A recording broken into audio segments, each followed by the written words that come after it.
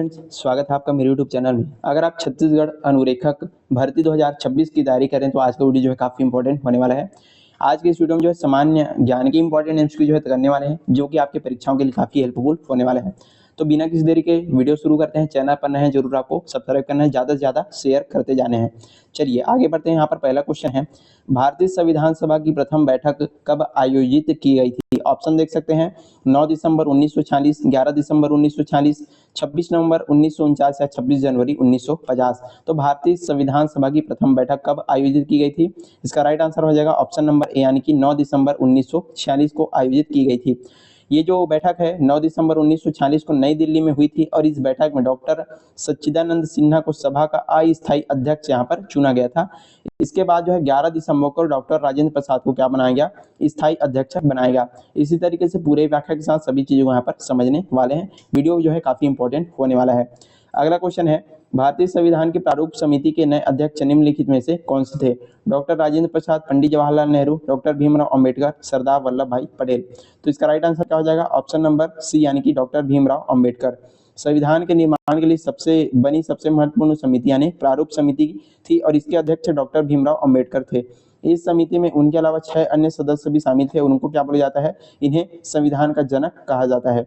आगे बढ़ते हैं। अगला क्वेश्चन देखिए, भारतीय संविधान में मौलिक अधिकार किस देश से संविधान से यहाँ पर लिए गए हैं? सोवियत संघ, रूस, संयुक्त राज्य अमेरिका, ब्रिटेन या फिर ऑस्ट्रेलिया। तो चलिए बताइए इसका राइट आंसर क्या हो जाएगा? इसका सही आंसर हो जाएगा ऑप्शन नंबर बी, यानी कि संयुक्त राज्य अमेरिका से जो है लिया गया है। भारतीय संविधान के कुल भाग 3 में जो है वर्णित मौलिक अधिकार अमेरिका के संविधान से प्रेरित हैं। वर्तमान में नागरिकों को कुल 6 मौलिक अधिकार जो है प्राप्त हैं, याद रखिएगा। अगला क्वेश्चन देखते हैं, वर्तमान में भारतीय संविधान में कुल कितनी अनुसूचियां शामिल है? 8, 10, 12 या फिर 14। तो इसका राइट आंसर क्या हो जाएगा? ऑप्शन नंबर सी, यानी कि 12 अनुसूचियां यहाँ पर शामिल है। जब मूल संविधान बनकर तैयार हुआ था तब उसमें केवल 8 अनुसूची थी, लेकिन विभिन्न संविधान संशोधन के बाद वर्तमान में अनुसूचियों की संख्या बढ़कर के कितना हो गई है? 12 हो गई है, याद रखिएगा। अगला क्वेश्चन है, भारत के राष्ट्रपति को उनके पद की शपथ कौन दिलाता है?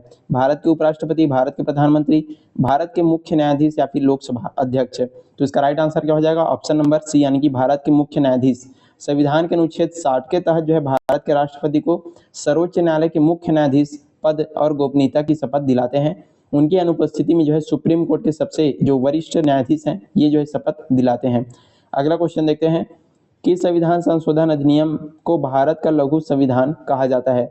42वां, 44वां, 46वां या फिर 92वां। तो इसका सही आंसर क्या हो जाएगा? ऑप्शन नंबर ए, यानी कि 42वां संविधान संशोधन अधिनियम।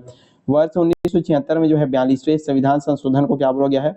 लघु संविधान कहा जाता है, क्योंकि इसके तहत जो है संविधान में व्यापक बदलाव किए गए थे, जिसमें प्रस्ताव में समाजवादी, पंथ निरपेक्ष, अखंडता शब्द जोड़ना तथा मौलिक कर्तव्यों को शामिल करना यहाँ पर मुख्य था, याद रखेगा। अगला क्वेश्चन यहाँ पर देखते हैं, भारतीय संविधान के किस अनुच्छेद को डॉक्टर अंबेडकर ने संविधान की आत्मा और हृदय कहा है? काफी इंपॉर्टेंट क्वेश्चन होने वाला है। अनुच्छेद 19, अनुच्छेद 21, अनुच्छेद 32 या अनुच्छेद 370। तो इसका राइट आंसर क्या हो जाएगा? ऑप्शन नंबर सी, यानी कि अनुच्छेद 32। अनुच्छेद 32 को क्या बोला जाता है? इसको बोला जाता है संविधान की आत्मा। इसके तहत यदि किसी नागरिक के मौलिक अधिकारों का हनन होता है तो जो है सीधे सुप्रीम कोर्ट जो है जा सकता है। इसलिए डॉक्टर अंबेडकर ने इसे संविधान की क्या बोला है? आत्मा कहा है। अगला क्वेश्चन देखते हैं, सिंधु घाटी सभ्यता का प्रमुख स्थल लोथल वर्तमान में भारत के किस राज्य में स्थित है? पंजाब, राजस्थान, गुजरात या हरियाणा। तो इसका राइट आंसर क्या हो जाएगा? ऑप्शन नंबर सी, यानी कि गुजरात में जो है स्थित है। लोथल सिंधु सभ्यता का एक प्रमुख बंदरगाह नगर था जो वर्तमान गुजरात के अहमदाबाद जिले में भोगवा नदी के किनारे स्थित है।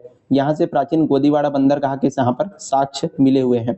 चलिए अगला क्वेश्चन देखते हैं, वेदों की कुल संख्या कितनी है और इसमें सबसे प्राचीन वेद कौन सा है?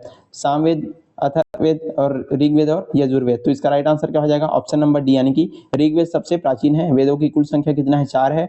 ऋग्वेद, यजुर्वेद, सामवेद और अथर्ववेद। इसमें ऋग्वेद सबसे प्राचीन वेद माना जाता है, जिसमें गायत्री मंत्र का उल्लेख यहाँ पर मिलता है। अगला क्वेश्चन देखते हैं, जैन धर्म के 24वें तथा अंतिम तीर्थंकर निम्नलिखित में से कौन से थे? ऋषभदेव, पार्श्वनाथ, महावीर स्वामी, अरिष्ट नेमि। तो इसका राइट आंसर क्या हो जाएगा? ऑप्शन नंबर सी, यानी कि स्वामी महावीर। यहाँ पर जो है ये जो है 24वें तीर्थंकर थे और जिन्होंने जैन धर्म का वास्तविक संस्थापक माना जाता है। जैन धर्म के प्रथम तीर्थंकर यदि बात करें तो कौन थे? ऋषभदेव। और 23वें नंबर के थे पार्श्वनाथ। आगे बढ़ते हैं अगला क्वेश्चन। उससे पहले अभी तक चैनल सब्सक्राइब नहीं किया, जरूर सब्सक्राइब कीजिएगा, क्योंकि इसी तरह के वीडियोस आपको हमारे चैनल पर देखने को मिलते रहेंगे।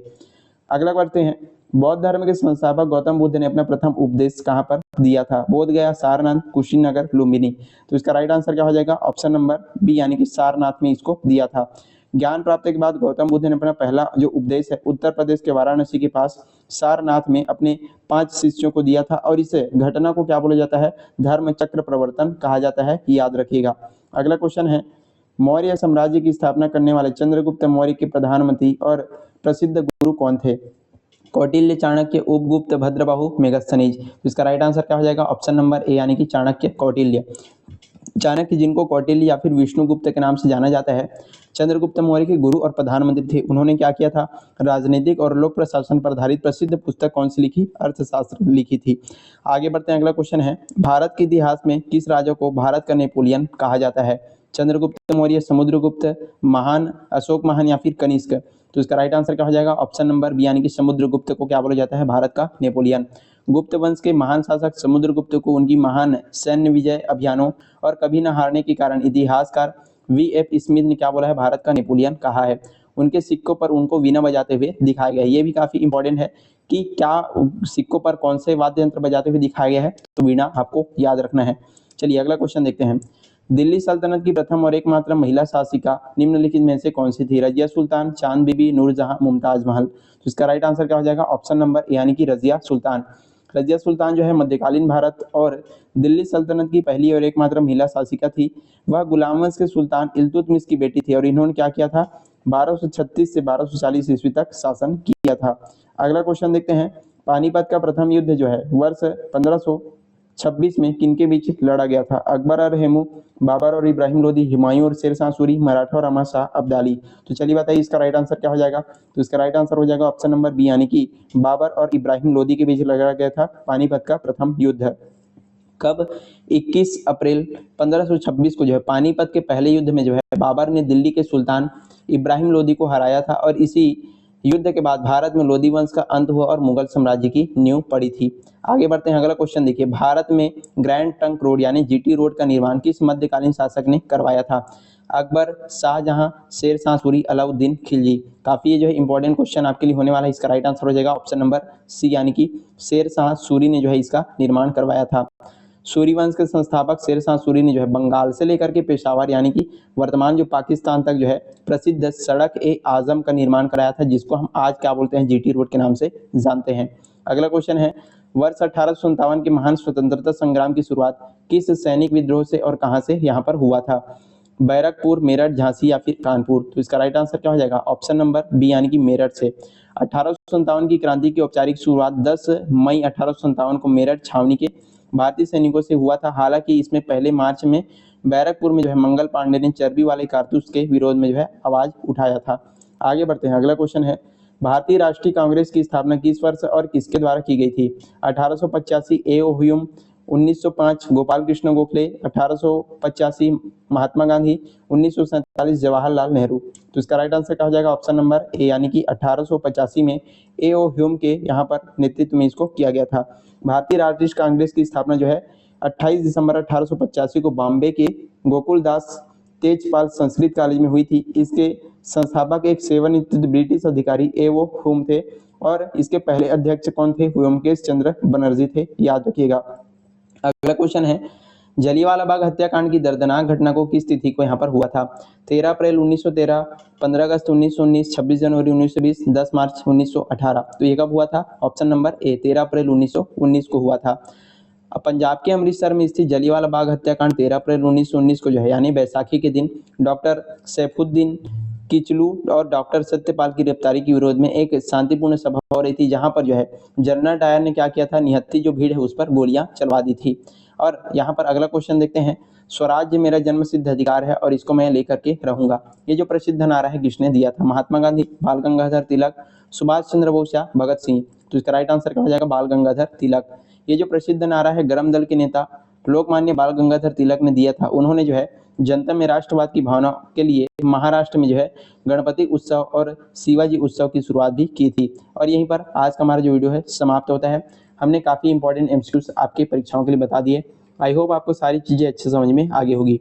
वीडियो पसंद आया तो लाइक करना, ज़्यादा से ज़्यादा शेयर करना और चैनल पर नए हैं तो जरूर आपको सब्सक्राइब कर लेना है। इसी तरह के अन्य वीडियोस हमारे चैनल पर उपलब्ध हैं, जाकर के देख सकते हो, अपनी तैयारी को मजबूत कर सकते हैं। तब तक के लिए पढ़ते रहिएगा। Thank you so much.